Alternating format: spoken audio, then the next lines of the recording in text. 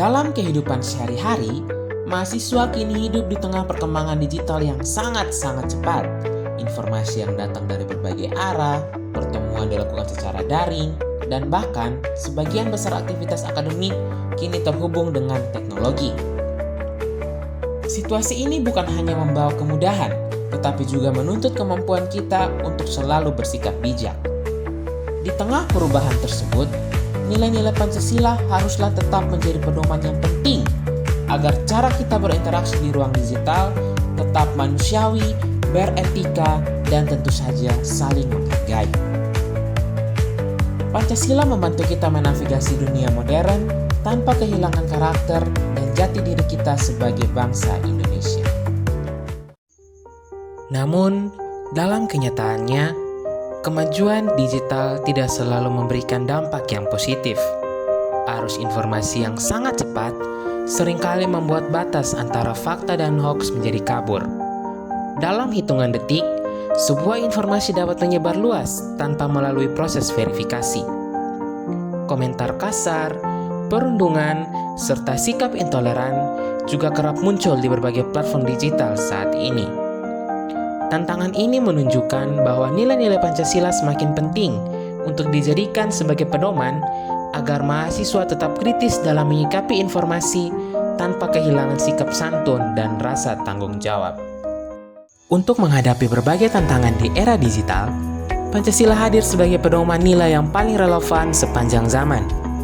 Nilai-nilai inilah yang menjadi landasan dalam membentuk karakter generasi muda agar tetap menjunjung tinggi etika dan rasa tanggung jawab. Oleh karena itu, mari kita bahas peran setiap sila Pancasila dalam membentuk sikap dan perilaku mahasiswa yang bijak, beretika, serta bertanggung jawab dalam menggunakan setiap ruang digital yang ada.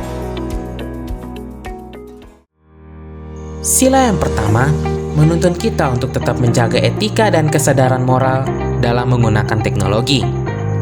Di dunia digital, bentuk penerapannya dapat terlihat dari berbagai cara, seperti menghormati keyakinan orang lain, menghindari ujaran kebencian, serta menjaga sikap sopan saat memberikan pendapat.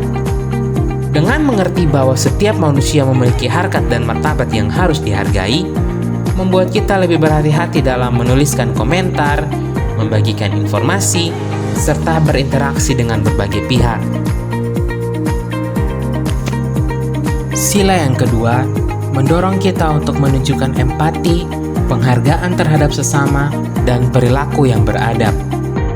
Di dunia digital, ini berarti tidak melakukan perundungan, tidak menyebar fitnah, dan tidak mempermalukan orang lain. Sebaliknya, sikap saling menghormati dapat diwujudkan melalui dukungan positif, penyampaian kritik dengan cara yang sopan, serta kesediaan untuk memahami perspektif orang lain. Nilai kemanusiaan menjadi dasar agar ruang digital tetap menjadi tempat yang aman dan nyaman untuk semua orang. Sila yang ketiga mengingatkan kita bahwa Indonesia terdiri atas berbagai suku, budaya, bahasa, dan pandangan yang berbeda-beda. Di era digital saat ini, keberagaman ini semakin tampak nyata. Karena itu, teknologi harus menjadi alat pemersatu dan bukan alat pemecah. Menghargai identitas budaya teman, menggunakan media sosial untuk memperkenalkan kekayaan Indonesia, serta tidak menyebarkan konten yang memecah belah merupakan contoh sederhana dari penerapan sila ketiga ini, yaitu persatuan Indonesia. Lalu, untuk sila yang keempat, mengajarkan bahwa keputusan yang terbaik lahir melalui musyawarah dan proses diskusi yang bijaksana.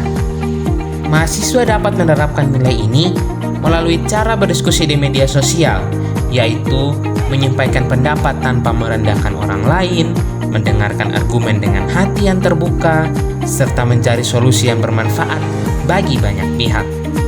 Kemampuan berdialog secara dewasa di ruang digital merupakan wujud nyata dari nilai demokrasi yang sehat. Lalu untuk yang terakhir, yaitu sila kelima, dapat diterapkan dengan memperlakukan semua orang secara adil, termasuk dalam aktivitas digital tentunya. Tidak membocorkan data orang lain, tidak mengambil keuntungan dari karya orang lain tanpa izin, dan tidak membuat konten yang merugikan pihak tertentu adalah bagian dari keadilan sosial di era modern saat ini. Di sisi lain, mahasiswa juga dapat mendukung gerakan dan kegiatan sosial yang positif dengan memanfaatkan teknologi secara bertanggung jawab. Dalam keseharian, ternyata nilai Pancasila juga bisa tampak dari kegiatan atau tindakan yang sangat sederhana, seperti bekerja sama dalam kelompok belajar, saling membantu menyelesaikan tugas, bersikap sopan dalam berkomunikasi, menyaring informasi sebelum menyebarkannya, serta menghargai teman yang memiliki latar belakang atau pandangan yang berbeda. Hal-hal kecil yang mungkin dianggap sepele seperti inilah yang menciptakan lingkungan belajar dan ruang digital yang sehat, produktif, dan saling mendukung.